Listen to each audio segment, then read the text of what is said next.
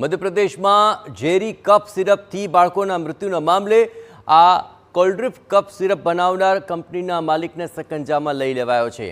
શ્રી સન ફાર્માના માલિક રંગનાથન ગોવિંદનની ધરપકડ કરી લેવાઈ। મધ્યપ્રદેશની એસઆઈટીએ ચેન્નઈથી આ આરોપીની ધરપકડ કરી લીધી છે। આ ફરાર આરોપીને ઝડપવા માટે ₹20,000નું રોકડ ઇનામ જાહેર કરાયું હતું।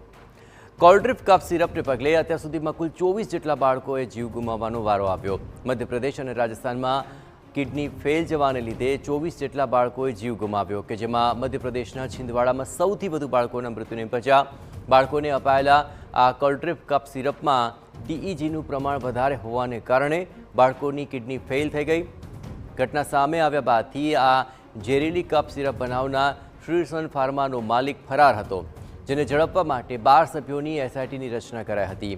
તમિલનાડુ અને આંધ્રપ્રદેશના વિસ્તારોમાં તેની શોધ થઈ રહી છે। ત્યારે ગઈકાલે મોડી રાત્રે ચેન્નઈના એક એપાર્ટમેન્ટમાંથી આ આરોપીને ઝડપી લેવાયો।